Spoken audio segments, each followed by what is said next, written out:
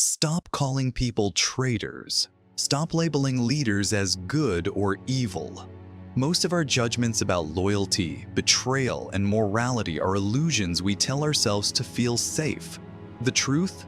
Niccolò Machiavelli didn't teach betrayal. He taught reality. A reality where human nature is self-interested, relationships are conditional, and power isn't fair, it's functional. This isn't cynical, it's honest. And understanding it can change the way you see people, politics, and even your own life. In The Prince, Machiavelli lays it out bluntly. Humans are ungrateful, fickle, false, cowardly, covetous. If you think loyalty is guaranteed, you're already behind. The harsh truth is that people are not bound by your ideals. Whether in politics, friendship, business, or love, life operates on exchange and survival, not on moral perfection. Machiavelli's central idea, virtue, isn't about heroism or glory. It's about self-reliance, adaptability, and realism.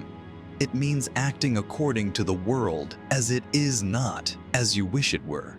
Sometimes that means making tough decisions, choices that may feel like betrayal, but only because the world itself doesn't reward naivety. Ignoring this truth doesn't make you noble, it makes you vulnerable. Look around you. Watch carefully. Friends vanish when you stop being useful. Partners drift when the benefit isn't there. Colleagues turn cold when your influence fades. Machiavelli saw this centuries ago. Humans respond to incentives. Loyalty exists only when it serves a purpose. It's not evil, it's natural. History provides countless examples. Cesare Borgia, infamous for his ruthlessness, didn't glorify betrayal. He acted decisively in a world where loyalty was unreliable. Take India. Tipu Sultan's generals, Mir Jafar, Hyder Ali. History repeats itself. Betrayal isn't moral failure, it's strategic reality. The person who calls someone a traitor often ignores the same patterns that led to their actions. Context matters. Even in everyday life, this pattern holds true. The friend who abandons you in a crisis wasn't necessarily cruel. They were responding to reality. The business partner who pulls back investment isn't necessarily untrustworthy. They are assessing risk. Recognizing this is not callousness, it's awareness. The mistake most people make is expecting morality to exist in a gray world. Machiavelli rejected moral absolutes. He didn't say, betray your friends. He said, don't be naive. Observe reality. Act accordingly. Fear lasts when love fades. Boundaries must be enforced. Weakness invites exploitation. This is why leaders survive where idealists fail. Because effectiveness matters more than approval. Because reality doesn't reward sentimentality. Idealism is comfortable.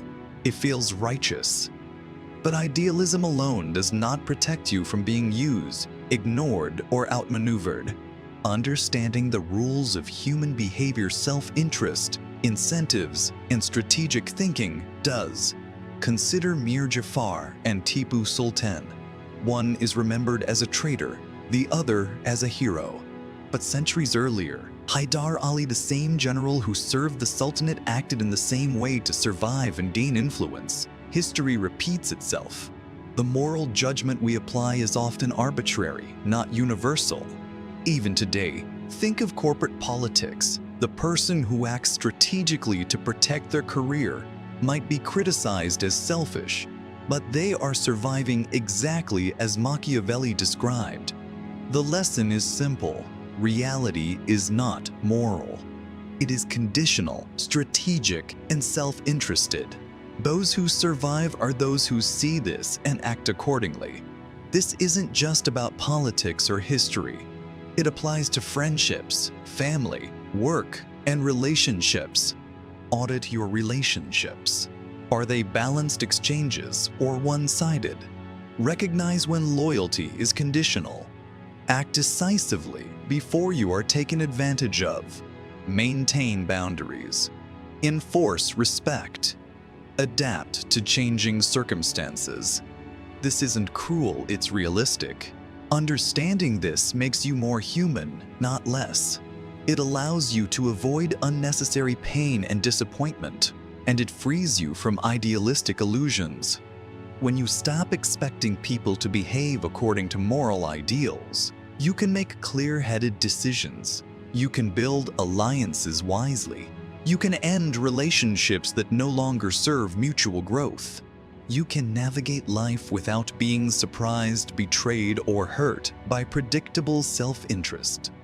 Machiavelli's teachings are not about becoming ruthless or cold. They are about seeing the world clearly.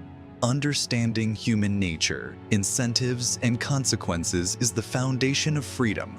Because once you understand reality, you act deliberately rather than react emotionally.